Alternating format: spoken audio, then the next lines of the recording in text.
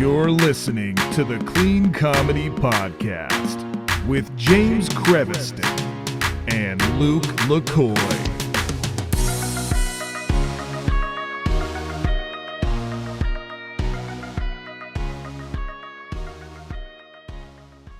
Hey, everybody. Welcome to the Clean Comedy Podcast. It's James. And as you know, there is no Luke. I mean, he exists. He lives. He's in the world.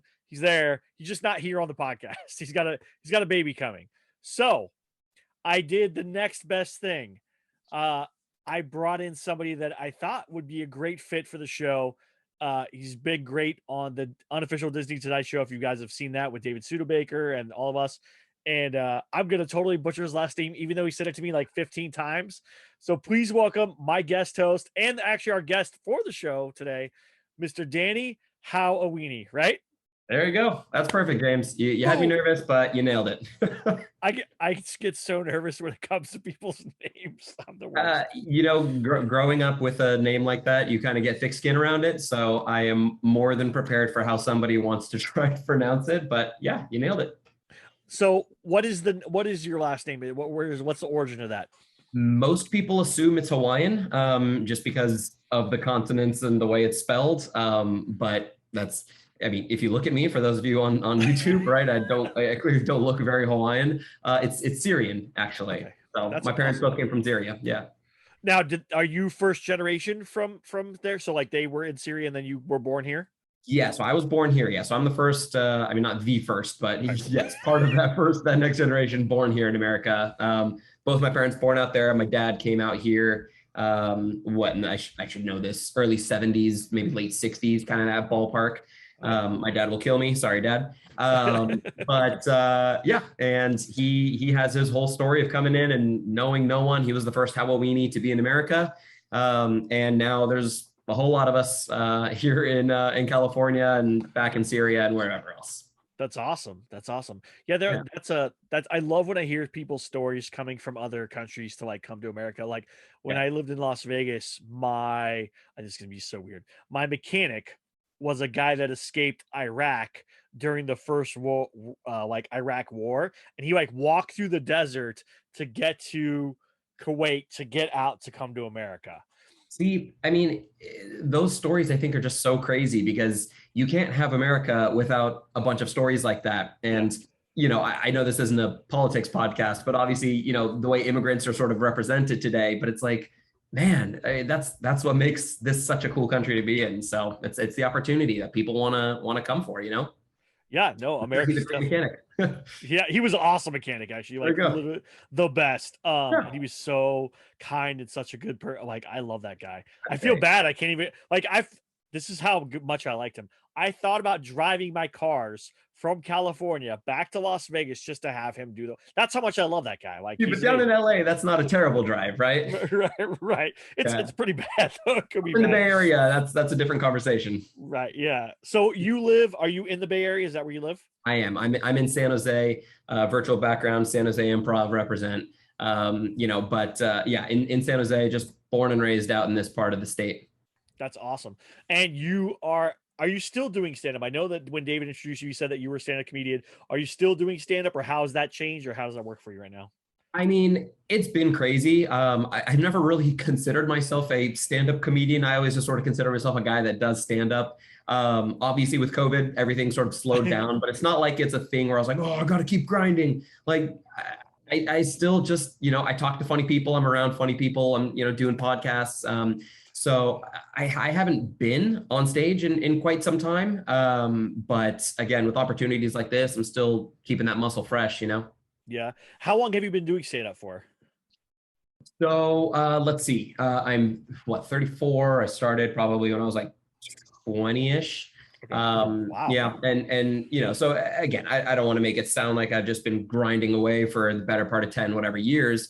But yeah, since the first time I did it, back at Rooster T. Feathers in Sunnyvale, it's definitely been a while. So it's definitely something where I've grown comfortable with it, kind of being on stage and having that literal spotlight on. That's awesome. You brought up Rooster T. Feathers, which is one club I want to talk to you about, because I've heard things about it, but I don't know anything about it, to be honest with you. Is that right? How is Yeah. it as a club? I've seen it all over the place, and I'm like, what is this place? Because it's such an interesting name for a comedy club. Yeah, and it's in Sunnyvale, right? I mean, I grew up in the mean streets of Sunnyvale, which is just now obviously with like the Silicon Valley being what it is, I think more people are familiar with Sunnyvale. But for those of us that grew up in it, it's just a pretty ho-hum town outside of San Jose and close to San Francisco and that kind of thing. But it was funny, right? A lot of people all of a sudden know what Rooster T. Feathers is, and I'm listening to like WTF with Mark Maron, you know, and he's out there saying, oh yeah, Rooster T. Feather has done that. And I'm like, holy crap. Like I had no idea that this club I just, you know, popped on stage on was one that like so many people have performed at. So yeah, I don't know. Again, we in Sunnyvale kind of, I guess, maybe take it for granted, but yeah, it's definitely a club that big names have performed at, which is really cool and kind of weird. Yeah, no, it has a cool mascot. It's like such a weird looking. When you think about it, you know what I thought it was? I thought it was a chicken place. I was like, oh, I just chicken place that has comedy shows. That's kind of cool. But then it's like that's not what it is. So that is it. Yeah. Again, weird, but it's great. It's really fun, really small, intimate. But everyone there was really nice. And again, obviously it was the first place I ever performed at. So naturally, you know, I kind of have a special place in my heart for it. Plus it's Sunnyvale and that's where I grew up. So yeah. And is that the first place you ever performed stand up? Was that Rooster T. Feathers? Yeah. A friend of mine that I went to high school with, a guy by the name of Bobik, he performed there. And for whatever reason, when I was in high school, I just assumed that being a stand-up comedian was like being in Hollywood movies. I was like, oh, you got to know somebody and you got to toil away for 20 years before you can even find yourself on a stage. But I asked him, and you know, I saw him going on. I was like, wait, he's just doing it? I was like, what? And I reached out and he's like, yeah, they just have like a new talent, you know, like every Wednesday or whatever it is. And you can just go and reach out to them and get stage time. I was like, that's it. So that's it. So, you know, I entered the new talent comedy competition. I made it across like 3 nights. I made it to the finals. I do think I had good routines and good material. I also just think because I'm born and raised in Sunnyvale that I kind of packed the house a little bit, sort of, you know, people stuffed the ballot boxes for weenies. But yeah, it was still just kind of a thing that felt validating. I'm like, oh shoot, okay, like people are laughing. I feel, you know, crazy butterflies, but I feel confident and comfortable up here. Like, yeah, this is something I can do. And obviously, you know, just kind of meeting some people there and bigger and better from there. That's awesome. So you started and how'd you get your first material for that kind of stuff? Like, did you take a course? Did you read a book? Like, how'd you kind of get there? No, definitely. For me, my inspiration is just kind of in my world around me. You know, from an actual comedian standpoint, I always loved the very like high energy comedians, you know, like Robin Williams, people like that, Jim Carrey.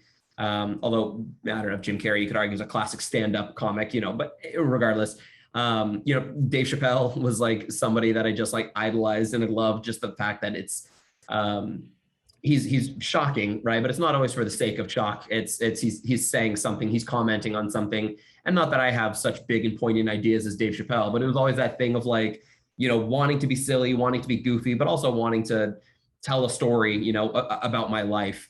For me, the biggest inspiration was just my immediate family. You know, I come from a family of immigrants. And so, you know, there's a lot of things they say that are funny unknowingly, right? That I can kind of mine from. And so that was just my material, was just weird little things I thought of, but mostly making fun of my parents.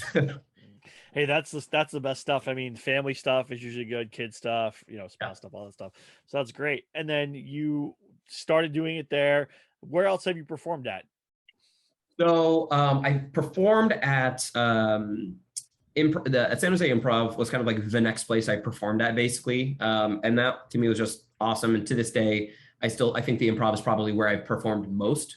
I did perform at the Punchline, both in San Francisco and Sacramento, which I don't know. Have you been to the Sacramento Punchline? I've actually never been to either one of those, believe it or not. Is that right? Well, so the San Francisco one is so cool and it's beautiful. And I'm happy that it's still here because there was obviously some drama there. But the Sacramento one is very funny because it's literally just in the middle of a strip mall, like next to a mattress store, right? It's just a very strange, but I mean, you go in, it's like, oh, it's a Punchline club.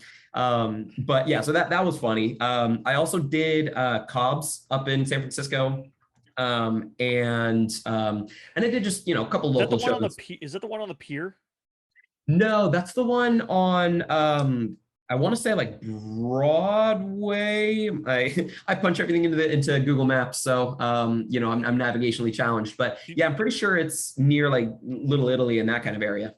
do you know which one is on the boardwalk out there or whatever on the pier and stuff? Do you know which club that was or is? On Is the it pier, I'm not 100% sure. I'm sure somebody's listening to this just screaming at us. right? Yeah. Yeah, Well, that's the first place I ever saw live stand-up comedy, and it was Greg Proops is who I saw oh my perform there. gosh, Yeah, so love Booth it was a cool Line and show. all those Yeah, guys. Yeah. yeah. So I don't remember the name of the club. I'm gonna go nuts. I'm gonna look it up while I I'm went through. literally, I'm literally typing comedy club on SF here. Yeah.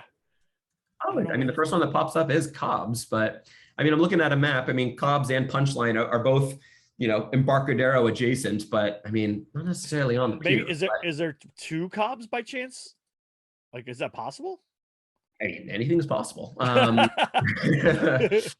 Yeah, no, I'm not sure. I mean, it could have just, yeah, no, I mean, maybe again, as I zoom in, and this is obviously fascinating podcasting here, but Right. there is actually, oh, here you go. There's an improv theater. Now again, that's not exactly, that's like at Fort Mason though. So yeah, I don't know. Yeah, I don't remember what it was, to be honest with you. I don't remember the place. I just remember when I was in the Navy, we went to San Francisco and there was an opportunity to go see stand-up comedy or whatever. And I always like comedy. And I was like, oh, I know Greg Proops. I've seen him on TV. So I'll go see it. And it was awesome. Like, it was a great show. And I was like, that's awesome. And I thought the same thing you thought, like, oh, you're on TV and then you do like stand-up. Like, it works that way. You have to know somebody. You have to, yeah. Yeah. And so I wish I would have, like, there was an opportunity to like talk to him or whatever, and I didn't because I was just like, oh my gosh, and I just like kind of bailed. And, I was like 18, 19 years old. I had no clue. So I was just like bailed on it. But that was my first comedy club I ever went to. And then the second comedy club I went to was the Improv in Hollywood. And I went and saw, and at that time, Zach Galifianakis was just kind of getting like a little more steam. So he was there, and it was like an early Kevin Hart before anyone really knew Kevin Hart. We saw that's a hell of a show to be at. who else did we see? We saw a couple people that like then blew up. But I remember Zach Galifianakis playing the piano and like talking, but not looking at anybody or whatever, just doing jokes. And I'm like, it was so good. I was like, this is genius. Like, what kind of genius is this man? And I remember my wife, like, because we went for a birthday party, my wife was like, you should do that sometimes. I'm like, I don't know how to play the piano and tell jokes. She's like, you don't do that part, just tell jokes. And I was like, I don't know how to do that stuff. But I was always the funny kid, the class clown type kid. So, everyone's 100%. Like, I remember people telling me growing up, like, you should be a comedian. You should be a comedian. And I was like, I don't even know. That's not even like a real job, dude. That's like, you get on TV and then like people let you do stuff. But yeah. Have you performed outside of California? Have you performed like other places too? No, I have kind of thought of it in terms of just like when going on travel, but I think my problem is just I'm not as familiar with the clubs. Like, obviously there are like big name clubs that people know about, but I'm not necessarily traveling to those places or anywhere near, where I would need to be like, hey, yeah, let me get to just like 5 minutes. That's all. Like, so I've thought of it. I would love to, obviously, but no, it's all been in California here. Yeah, it's fun. We did I've done New York a couple times. Nice. And that's fun. It's a different crowd, man, than California. I can only imagine. And so, and also, we should have David come tell us a story, but David, it was me and David and Luke. We went to New York for the Golden Door Film Festival, which was in New Jersey. And nice. David was able to perform at a club there. And I believe it was The Stand. If I'm wrong, I'm wrong. I know it's Stand. I'm going to totally butcher it. He's going to get mad. But we had every single New York comedian come up before David. And every single one was dirty. And every single one harassed the crowd. And every single one said the most offensive stuff you've ever heard in your life. And then David comes up, and David, he's not that. And it was just, people loved it. People loved it. They like totally, it was so funny because they have been abused all night. Like, and now they're getting loved on. Yeah. And then David, comes up and does none of that. and has a Sure. great time, and just like it's like being hugged. When he does stand up, it's like being hugged by somebody, and then you're laughing because they're hugging you, type Well, thing. sometimes literally with David. Yeah, that's true. That's true. His Titanic bit for those of you listening that have not kind of followed or seen David Studebaker. He has his closing bit, which I guess spoiler alert for a David Studebaker stand-up routine, but he brings somebody out into the audience basically, or brings them up on stage and does the whole Titanic thing with them. Which, funny story, and I don't know if you probably don't know this, James. I was doing a show with David at Punchline. Okay. And this is actually David's caller ID picture on my phone, but is of him pulling up a friend of mine. And I knew my friend, but David did not know him. And David did not know that he was physically compromised, let's say. He's a recovering cancer patient who just did not have the physical ability to get up on stage. And David is sitting there trying to drag him on stage, thinking that, he's just kind of a shy, like, no, thanks. But nope, he is he is not, what am I trying to say? But not physically able to be up there. Yeah. And I don't want to make him sound some kind of way, my friend. Right. But yeah, talking to David, he's like, oh no, I was like, I mean, it's all right. Everybody's having fun. But yeah, to this day it's David just doing his best effort and just kneeling alongside of him, doing his little, Yeah. But yeah, it's I don't know if David even remembers that, but I'm sure he's told that story. He's told that story before because it's so embarrassing to him. Like he still feels bad about it to this day. Like he's told that story to us. I'll be sure to send a picture, the pictures that I have from that show. That's so funny. That's David though. He's actually done it to my father-in-law, and I think he's done it to my father-in-law twice and some other people. So yeah, it's a big thing. Actually, that's how I found David. I ended up seeing that clip or seeing something like that, and then I reached out to him, and then we slowly became friends and stuff. But I thought it was hilarious. I thought it was one of the funniest things I've ever seen in my life. It's an incredible bit. It's what's funny about it is it's super relatable, and at the same time, it's one of those things where you're like, oh man, I wish I would have thought of this. This is genius, right? It's so weird. And there's so much buildup, and it's starting, and you're saying, is this going to happen? And you're like, oh my God, this is just, this whole thing is happening. Yeah. Yep. And it's the best experience ever. I think the sad part is he did Dry Bar, you know about that, right? He did Dry Bar, and he didn't do that. He wasn't able to do that bit in Dry Bar. And it's like, is it even a David Studebaker show if that doesn't happen? You know what I'm saying? So I mean, did he talk about Pitbull having a bad agent? Because yeah, probably that one too. Because yeah, we're giving away all David's bits on the show. I know. Right? He's like, I am. Yeah. Well, sorry, David. Should have been here. What do you have a favorite bit that you do, or a favorite bit that people know you for? Like mine is my FTB bit, right? It's called FTB, but that means feed the bears. It's one that people have brought up to me and said to me and know. Do you have a bit like that people know about you? I mean, I think my favorite is probably I go into a bit about the Power Rangers. Okay. And that's something I've closed on a couple times, and just pointing out like, oh, okay, the three white guys are the red, white, and blue Rangers. And, there's the black guy who's the Black Ranger. And there's, the Asian chick who's the Yellow Ranger. And just kind of pointing out that it's kind of a weird and maybe low-key racist show. It is, but it makes a good bit. Yeah.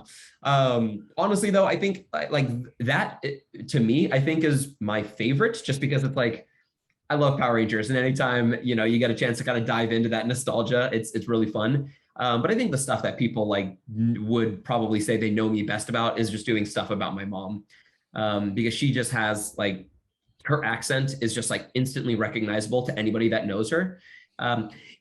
James, she kind of sounds like this, and at first people think it is an exaggeration, but no, not an exaggeration. This is how she sounds. And people that know her are like, again, not knowing her, it's like, okay, that's a bit much, Danny, like whatever. But again, people that know her or would have met her, they're like, oh my God, no, that's exactly her name. Her name is Mimi. So, they'd be like, that's Mimi Hawawini right there. That's a good name. It's a great name. And she loved the attention. she would go up to me and tell me like after shows, like, oh, Danny, I'm so proud of you. And, thanks for putting in so many jokes about me, making me kind of, the star of your show. People would come up to me and say, hey, you're that guy's mom. Yes, congratulations, mom. You are that guy's mom now. I love that lady. Not to get like too heavy, but she passed in February a couple years ago. And it's just like, you go back on those and it's like you feel like you kind of like lost your muse a little bit, and the material, I guess, to me at least, like feels a little different now because it's not like funny things my mom is doing, but it's like funny things that like I remember her for. Yeah. So it's in fact, actually since she passed, I haven't like, I'm trying to think, I've done stand up like over Zoom and but I don't think I've actually like done stand up. So it will be interesting, right? Whenever that next opportunity comes, be like, all right, let's figure something out and let's see, where we get her involved in. But yeah, I mean, I think that's probably the stuff that like, a person that comes to a Danny Hawawini show would be like, oh, hell yeah, he's about to do the mom stuff. Like, watch, it's going to be good. That's always good. Like when you have something that people recognize too, or whatever, because they need that. I had a question, then I just went out the window. I don't even know what it was going to be now. That's awesome that your mom loved that. Now, do you do your wife and kids too now? Like, is that something that you brought in yet? No, I mean, I'm sure the kids, honestly, the kids are what, 2 right now. So when they're like, when the oldest one was a baby, there wasn't like as much material for me quite yet because there's really no like personality for me to make fun of, Right.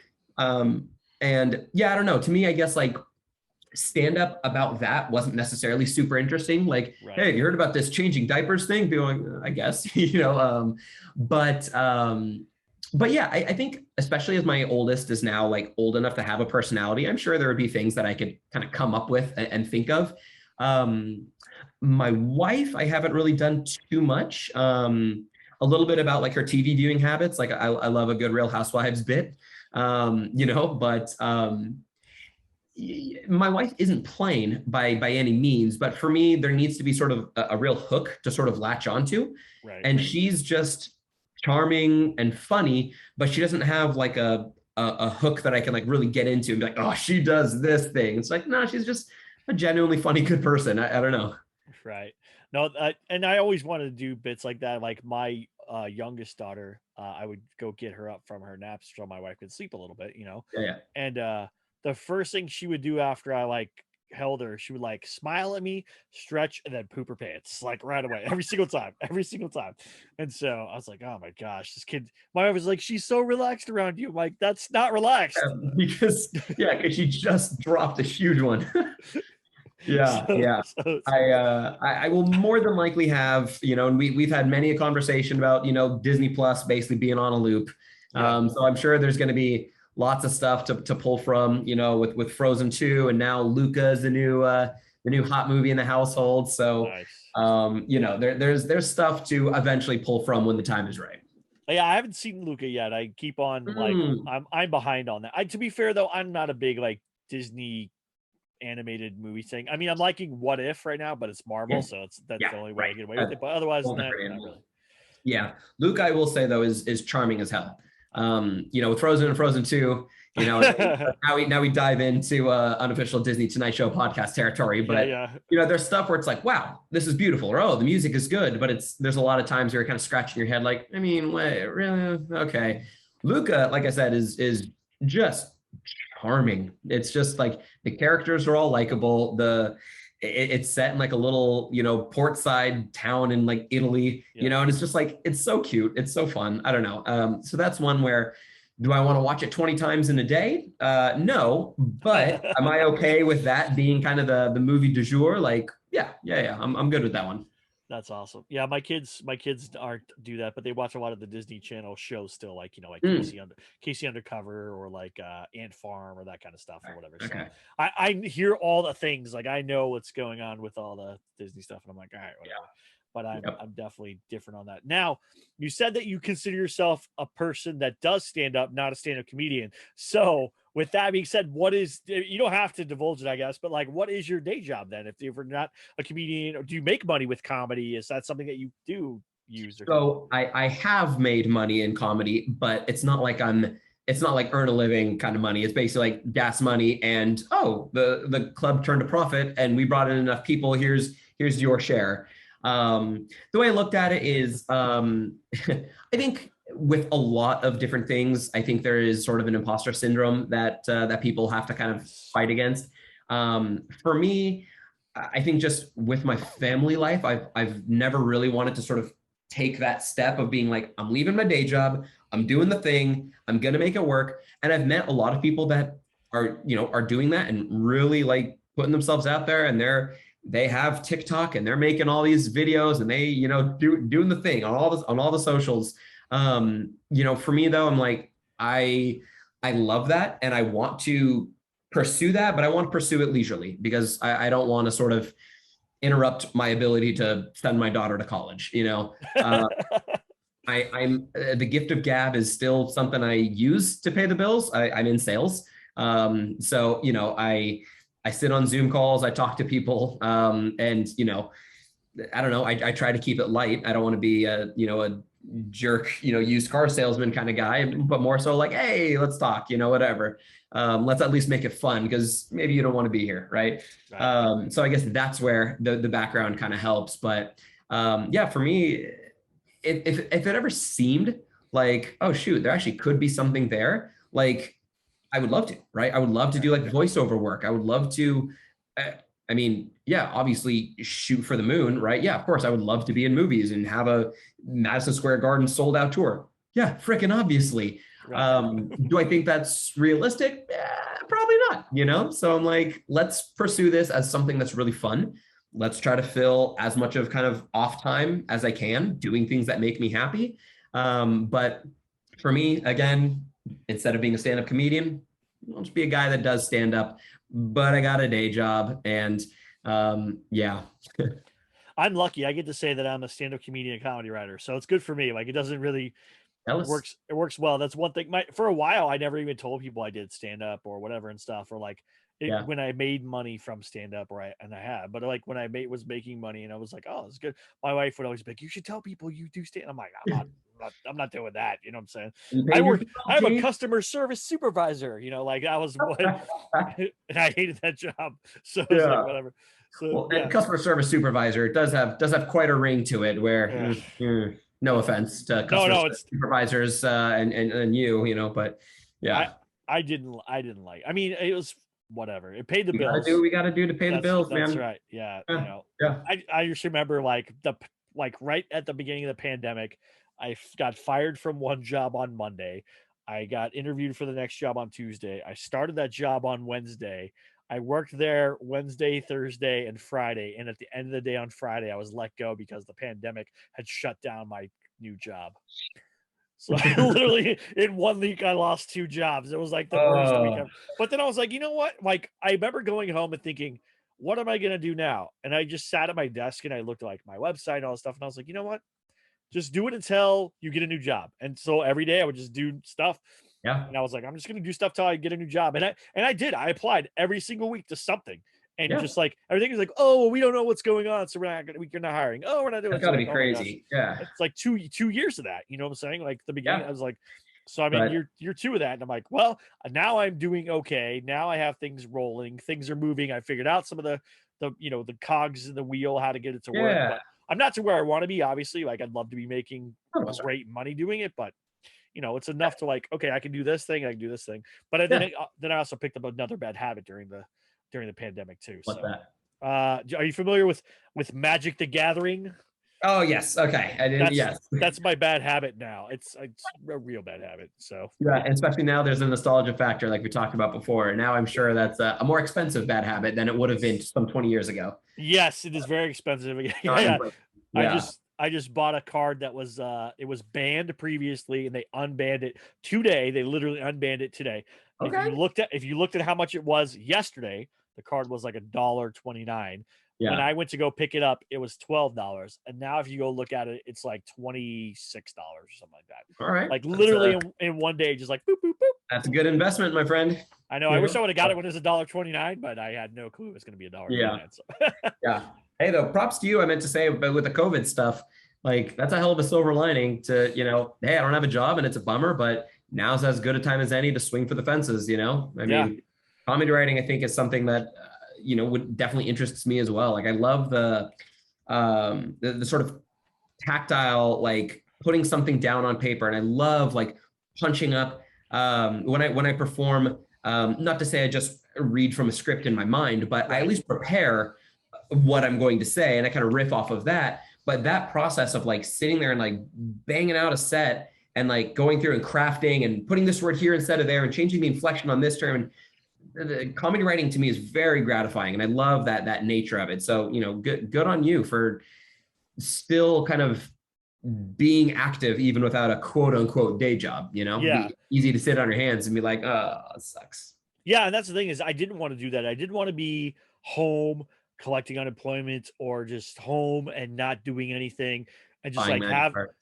buying magic cards or having my family come home every day and be like, hey, what'd you do today? Be like, I just watched a bunch of TV, I didn't want to be that guy. So I was like, you know what? I'm going to make stuff. I'm going to write my own stuff. I wrote stuff for other people. I collaborated with other people. Like I worked on all kinds of stuff and it, good, bad. Otherwise it's turned into something that I'm thinking, hopefully by the end of the year, beginning next year, I could turn it into actual like a real job career type thing. So we're getting there. Yeah. I feel like people in this line of work, like there are some extroverts, there are some introverts, but I feel like everybody has at least some drive, whether it's like an outgoing nature, whether it's like a behind the scenes thing, like to even get up on stage and tell jokes or to start writing material, like there has to be a drive there. Right. So yeah, I don't think it's in our nature, and I don't mean to overly generalize, but I wouldn't think it's in our nature to just sit there and want to be like, well, I guess there's nothing to do. Because like, I mean, we're creators to some degree, so it's like, of course there's something to do. So yeah. And that's the thing is I did a lot of Zoom shows at the beginning of the pandemic, and then slowly throughout the pandemic it kind of waned, and then I get like one or two a month, and then like I haven't done one in I don't know 2 months now, but I did a live show like a month ago, and nice. It went well. It was like I haven't been on stage in I don't remember how long. And because I actually did stand up the week before the pandemic thing hit California and everything kind of shut down. So I did stand up the week before, and I was like, yes, it's gonna be all because I was ready. I'm like, I was working to try to go get a dry bar special too.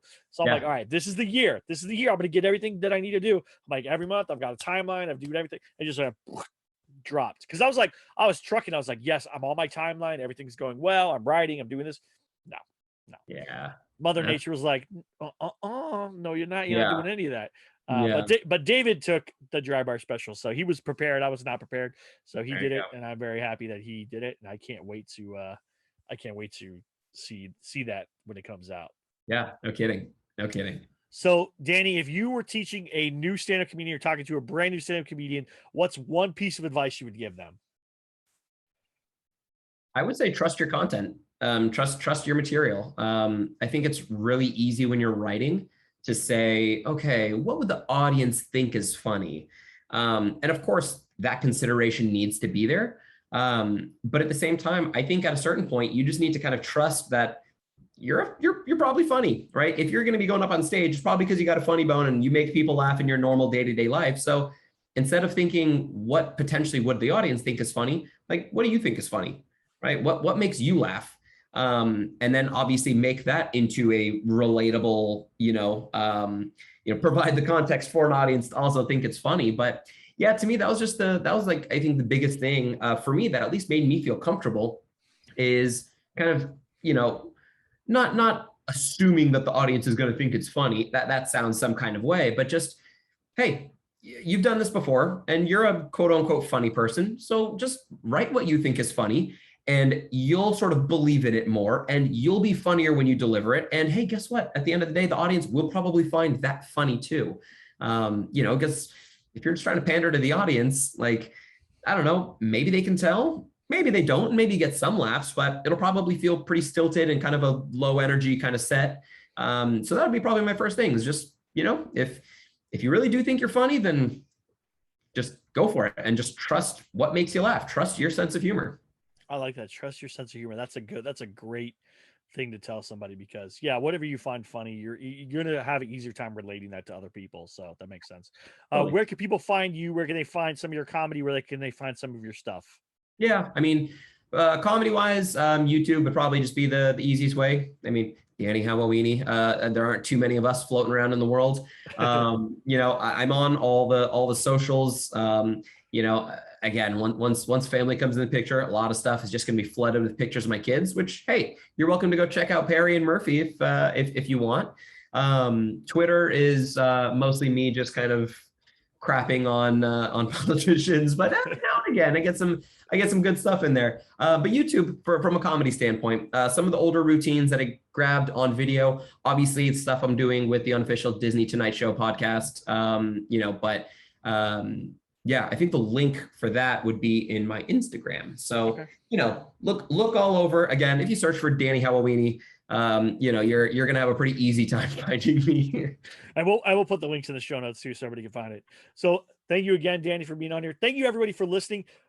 Please do me a huge favor. Go to YouTube, subscribe to the channel. You don't have to watch everything. Just go subscribe. We're at 499 subscribers. We keep getting close to like that 500, and then it goes like 498, then 499, then 498. I'm like, come on, people. Let's let this be the push. Yeah, let's do it. Let's bring it to 1,000. I need 1,000. We get to 1,000, we can push. So like, get us to 500. Then here's what we'll do. Every time that we get a new subscriber, I'll shout out the name of the new subscriber. I'll go look and find out who it was, and I'll shout out the name. I'll figure out how to do that. I don't know how to do it yet, but I'll find a way. Or where there's a will, there's a way, James. Or just put it in the comment, hey James, I'm a new subscriber, and I will put your name on the podcast. It'll be awesome. I would love to do that. I want to support you guys. You guys are supporting us. You're watching our stuff. I know you're listening because there's like thousands of listening people. Go check it out on YouTube. See Danny's beautiful face, see my ugly face, and enjoy the time that we have here. So, a couple of faces for radio here, James. Yeah, that's so true. I always say that. I have the face for radio. That's perfect. Yeah. All right. Thank you guys so much. Thank you, Danny. Thank you, everyone, for listening. Have a great week, and bye.